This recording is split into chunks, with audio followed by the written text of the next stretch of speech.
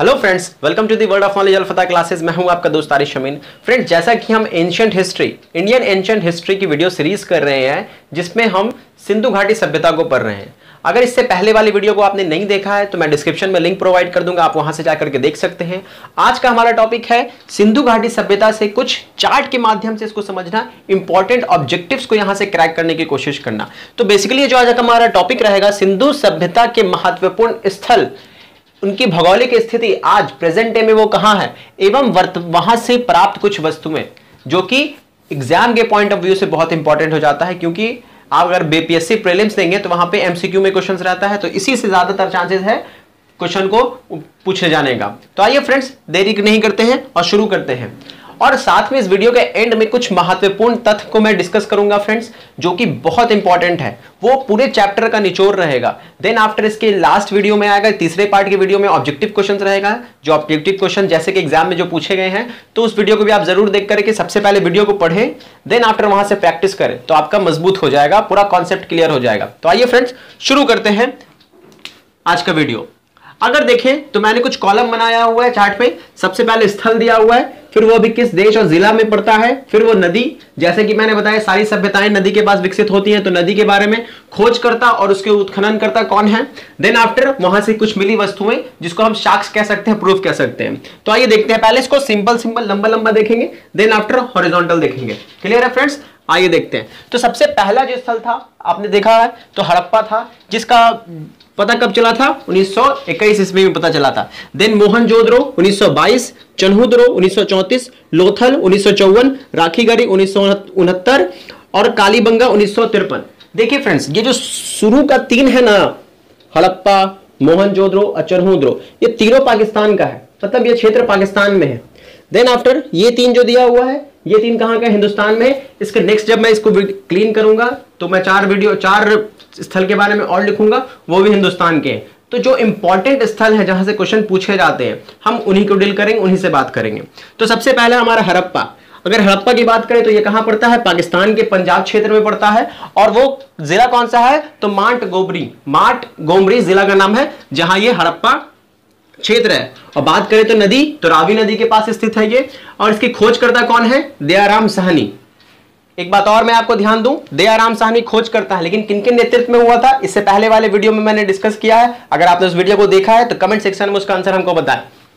दयाराम साहनी एवं कौन, माघव स्वरूप वत्स उत्खनन करता है। खोजकर्ता का नाम पूछेगा तो दयाराम साहनी, उत्खननकर्ता कौन है, तो माघव स्वरूप वत्स है। अगर वहां से मिली वस्तुओं की बात करें तो अन्न भंडार मिला है। अन्न भंडार क्या है, तो 18 वृत्ताकार चबूतरा मिला है वहां, जिसके बीच में क्या है, गड्ढा है, और जहां से कुछ जले हुए गेहूं, अनाज, जौ के क्या है, अवशेष प्राप्त हुए। तो वैज्ञानिकों ने अनुमान लगाया है कि ये क्या है, अन्न भंडार होगा, इसलिए क्या है, मिली वस्तुएं वहां से क्या है, अन्न भंडार है। दूसरा अगर आप देखें तो 837 एक कब्रिस्तान है। तो हड़प्पा में से एक कब्रिस्तान मिला है जिसमें 37 कब्रें मिली हैं। 37 कब्रें मिली हैं, इसलिए इसका नाम क्या पड़ गया, 837 पड़ गया। तो कब्रिस्तान मिली है। और साथ ही साथ क्या मिला है, तो श्रमिकों के लिए आवास मिला है, मतलब मजदूरों के रहने का 15 कमरा मिला है। और अनुमान लगाया गया कि वो मजदूरों के रहने के लिए होगा, तो श्रमिक आवास मिला है। तो क्वेश्चन आपको एग्जाम में पूछ सकता है कि श्रमिक आवास कहां से, किस स्थल से प्राप्त हुआ है, तो आप कह सकते हैं हड़प्पा से। अगर आपसे पूछे कि 837 कब्रिस्तान किस स्थल से प्राप्त हुआ है सिंधु घाटी सभ्यता में, तो आप कह सकते हैं कहां से, हड़प्पा से प्राप्त हुआ है। तो हड़प्पा से यह भी पूछ सकता है कि हड़प्पा से 837 का क्या संबंध है, तो 837 वहां एक मेला स्थान है जहां पे 37 कब्रें मिली है, जो कि हड़प्पा से संबंधित है। तो इस तरह से कुछ भी क्वेश्चन पूछ सकता है, आपको कहीं से कुछ छूटेगा नहीं अगर आप इसको एक बार चार्ट के माध्यम से पढ़ लेंगे। देन आफ्टर आता है मोहनजोदड़ो। मोहनजोदड़ो पाकिस्तान में मिलता है। अगर आप राज्य की बात करें तो सिंध राज्य में मिलता है, और जिला की बात करें तो लड़काना जिला है, जो कि सिंधु नदी के पास मिला है। देन आफ्टर इसके खोजकर्ता कौन है, तो राखलदास बनर्जी हैं, एवं मार्शल कौन है, इसके उत्खनन करता है। और वहां से बात करें कि उस वहां क्या मिला है, तो विशाल स्नानागार मिला है। ये इंपॉर्टेंट है, यहां से क्वेश्चन पूछता है कि विशाल स्नानागार कहां मिला है, तो मोहनजोदड़ो में मिला है। सभा भवन मिले हैं, कांसे की बनी नर्तकी की मूर्ति मिली है, मतलब एक कांसे की बनी हुई डांस करती हुई लेडी का मूर्ति मिला है। और अगर बात करें तो एक मुद्रा में 3 सिर वाले देवता का चित्र मिला है। तो सवाल आपसे पूछ सकता है कि एक मुद्रा में 3 सिर वाले देवता का चित्र वाला मुद्रा कहां से प्राप्त हुआ है, तो आप कह सकते हैं कहां से प्राप्त हुआ है, मोहनजोदड़ो से प्राप्त हुआ है। विशाल स्नानागार कहां से प्राप्त हुआ है, तो मोहनजोदड़ो से प्राप्त हुआ है। इस तरह से घुमा घुमा के आपसे क्वेश्चन पूछ सकता है। आप इसको एक बार वीडियो देखेंगे, इसको एक बार और रिपीट कर लेंगे तो आपको बेहतर ढंग से याद हो जाएगा, समझ में आ जाएगा। और अब डेट भी पूछता है यहां से, तो आप डेट भी देख लेंगे। डेट कितना है, 1922 है, क्योंकि डेट और स्थल का नाम मैच करने के लिए देता है कि कौन से डेट में कौन सा स्थल खोजा गया, तो मैच करके बताना रहता है आपको, ए से बी, बी से सी। तो आप इसको जरूर देखिए, सीरियल नंबर में लिखा हुआ है 21, 22, 34, 54, 69, 53। ये थोड़ा ऊपर हो गया, ऊपर नीचे हो गया, वो इंपॉर्टेंट के हिसाब से इसको ऊपर नीचे के हैं, आगे मैं डील करता हूं तो बताता हूं। तो हमने मोहनजोदड़ो को देख लिया। अब इसके बाद देखते हैं चन्हुद्रो। ये तीनों क्षेत्र, तीनों स्थल कहां है, अभी पाकिस्तान में स्थित है। तो पाकिस्तान के सिंध क्षेत्र में ये भी पड़ता है। जिला का नाम नवाबशाह है।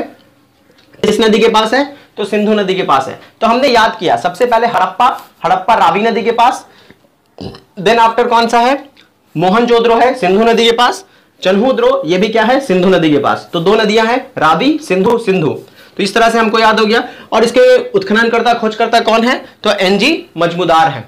और इसके बात करें तो क्या मिला है इसमें, तो मनका बनाने का कारखाना मिला है, साथ ही साथ श्रृंगार के कुछ सामान मिले हैं, जैसे लिपस्टिक, कंघा, काजल, पाउडर इत्यादि चीजें मिली हैं। कहां से मिली हैं, तो चन्हुद्रो से मिली हैं। तो उम्मीद करते हैं कि आपको समझ में आ गया होगा।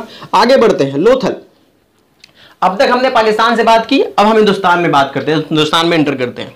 तो अब क्या हमारे पास लोथल है। लोथल एक बंदरगाह था, बहुत ही इंपॉर्टेंट बंदरगाह था सिंधु घाटी सभ्यता का, जो जिसकी खोज कब हुई, 1954 में हुई। ये कहां पड़ता है, तो भारत के गुजरात राज्य के अहमदाबाद शहर में पड़ता है। और बात करें तो किस नदी के पास है, तो भोगवा नदी के पास है। ये भोगवा नदी, इसके खोजकर्ता कौन है, तो एस.आर. राव है। कौन है, एस.आर. राव। आगे बात करें आप, तो ये क्या है, गोदीवारा पतन यहां से मिला है। गोदीवारा बेसिकली बंदरगाह या डॉकयार्ड को कहते हैं, तो गोदीवारा पतन है।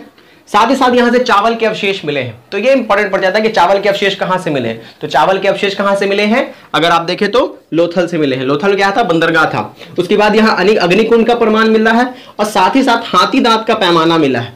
मतलब पैमाना बनाने के लिए किसका इस्तेमाल किया गया है, हाथी दांत का। किसी भी चीज को नापने के लिए, मेजर करने के लिए पैमाना बोला जाता है उसको, तो उसका में किसका इस्तेमाल किया गया है, हाथी दांत का इस्तेमाल किया गया है। अब अगली बात करते हैं राखी गढ़ी के बारे में।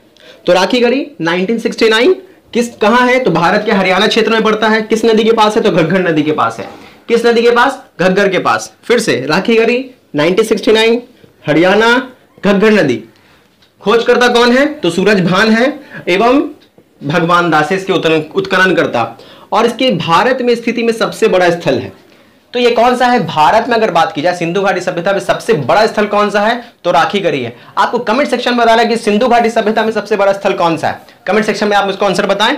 अगर भारत की बात करें तो भारत में सबसे बड़ा स्थल कौन सा है, राखी गढ़ी है। और यहां से कुछ ताम्र के उपकरण मिले हैं, तांबे के उपकरण मिले हैं। आगे बात करते हैं कालीबंगा का। इसका डेट क्या है, 1953 है। चूंकि ये इतना इंपॉर्टेंट नहीं था फ्रेंड्स, इसलिए इसको नीचे रखे हैं। और ये जो था इससे ज्यादा क्वेश्चन पूछा जाता है, तो इसलिए इसको ऊपर रखे हैं। तो आपको यहां भी ध्यान देना है। तो 1953 भारत राजस्थान गंगानगर में ये मिलता है। और साथ ही साथ किस नदी के किनारे है, तो घग्गर नदी। अब तक हमारे पास कितनी नदियां आई है, तो 4 नदियां आई हैं। 1 2 3 4 नदियां। सबसे पहले रावी नदी, हड़प्पा, देन आफ्टर मोहनजोदड़ो सिंधु नदी, देन आफ्टर चन्हुद्रो ये भी सिंधु नदी, उसके बाद लोथल भोगवा नदी, राखी गढ़ी घग्गर, कालीबंगा घग्गर नदी। तो इस तरह से भी आप याद कर सकते हैं। आगे बढ़े तो इसके कौन है खोजकर्ता, अमलानंद घोष हैं। और हल से जुते हुए खेत के निशान मिले हैं। तो ये भी सवाल पूछता है कि सिंधु घाटी सभ्यता में हल से जुते हुए खेत के निशान कहां से मिले हैं, तो कहां से मिले हैं, तो ये कालीबंगा से मिले हैं। और साथ ही साथ एक खेत में 2 फसल उगाने का प्रमाण कहां से मिला है, तो वो भी कालीबंगा से मिला है। क्योंकि अगर आप ऐसे भी देखें आप, तो कालीबंगा से खेत का प्रमाण मिलता है। तो खेत का प्रमाण मिलता है, 2 फसल का प्रमाण कहां से मिलेगा, ऑब्वियसली कालीबंगा से मिलेगा। तो इस तरह से आप यहां भी देख सकते हैं कि एक ही खेत से 2 फसल उगाने का साक्ष्य कहां मिला है, तो कालीबंगा में मिला है। अब इसके आगे बढ़ते हैं, इसके बाकी का जो 4 इंपॉर्टेंट और है उसको डील करते हैं। इसके आगे के स्थलों की बात करते हैं फ्रेंड्स। तो जैसे कि अगला स्थल है हमारे पास बनावली। बनावली भारत के हरियाणा के हिसार जिला में पड़ता है। और नदी की बात करें तो सरस्वती नदी के पास है ये। दूसरी बात करें तो इसके खोजकर्ता कौन है, R.S. विस्ट हैं। और इससे मिली वस्तुएं कौन कौन सी हैं, तो मकान में वॉश बेसिन का क्या मिलता है, प्रमाण मिलता है। किसका, वॉश बेसिन का। साथ ही साथ खिलौनों के रूप में मिट्टी के हल मिले हैं। मतलब हल मिले हैं किसमें, खिलौने की तरह हल मिले हैं जो कि मिट्टी का बना हुआ है। और साथ ही साथ उन्नत किस्म का जौ मिला है। जौ मिला है जो बहुत ही उन्नत क्वालिटी का है, अच्छी क्वालिटी का है। तो इस तरह से आप कह सकते हैं बनावली की खोज कब हुई? 1973 में हुई। भारत, हरियाणा, हिसार, सरस्वती, आरएस वेस्ट, मकान से वॉश बेसिन का प्रमाण मिलता है, खिलौने के रूप में मिट्टी का हल मिलता है, साथ ही उन्नत किस्म का जौ मिलता है।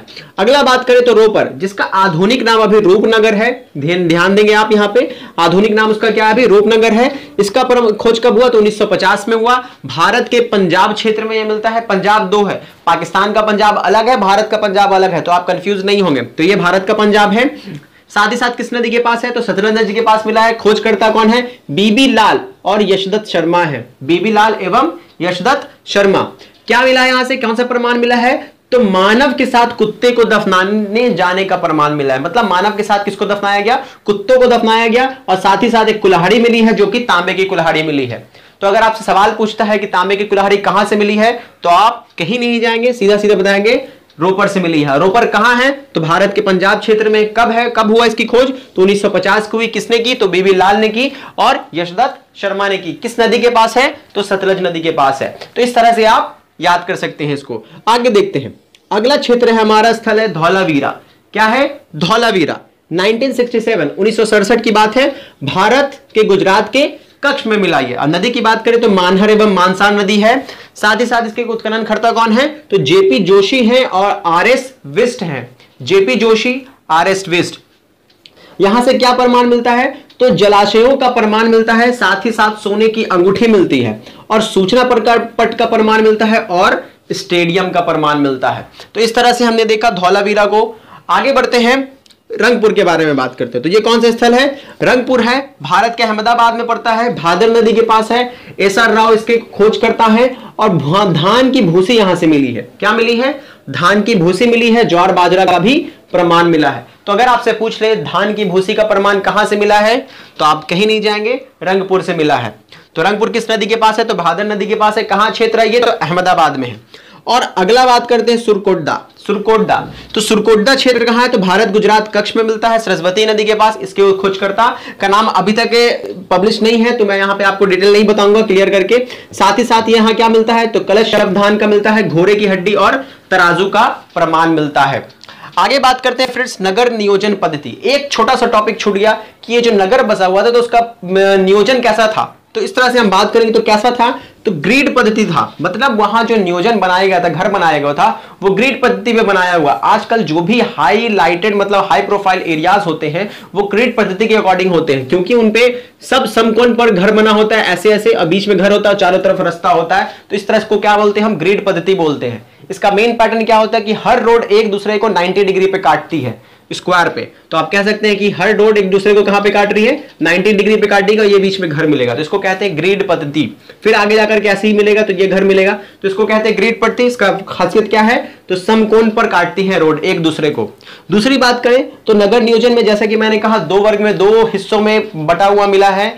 जितना भी सिंधु घाटी सभ्यता का स्थल मिला है, एक उच्च वर्ग और एक निम्न वर्ग। तो उच्च वर्ग को दुर्ग कहा जाता था। ये क्वेश्चन पूछता है एग्जाम में, तो आप ध्यान में रखेंगे। उच्च वर्ग को क्या कहा जाता था? दुर्ग कहा जाता था, जो कि पश्चिम साइड होता था। तो अगर आप देखें तो दो वर्गों में था, पूर्व निचला क्षेत्र था, निचला वर्ग था, और साथ ही पश्चिम में क्या था? दुर्ग था, जो अपर क्षेत्र था। तो ध्यान में रखेंगे, पश्चिम में दुर्ग, पूरब में निचला क्षेत्र। तो ध्यान में रखना है इसको।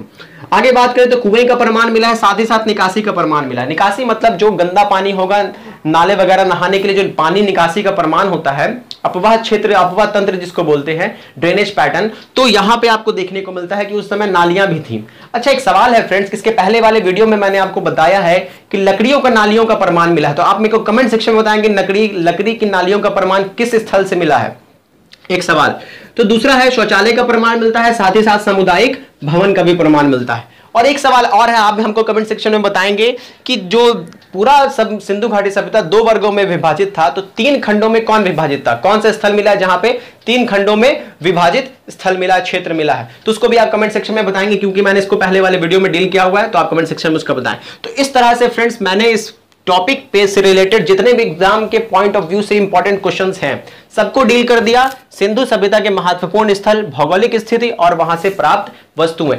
अब इस पूरे चैप्टर का हम निचोड़ देखेंगे जो कि मैं चार्ट के माध्यम से आपको पीडीएफ के माध्यम से अभी समझाऊंगा। तो जो कि इस वीडियो में ऐड है, देन आफ्टर इसके लास्ट वीडियो में आएगा जो कि ऑब्जेक्टिव क्वेश्चन होगा। आप वीडियो पढ़ने के बाद ऑब्जेक्टिव क्वेश्चन को जरूर बनाएं, तो वहां से आपका क्या हो जाएगा, एकदम मजबूत हो जाएगा, आप भूलेंगे नहीं कभी। तो मिलेंगे नेक्स्ट वीडियो में, तब तक के लिए अपना ख्याल रखें, बाय बाय।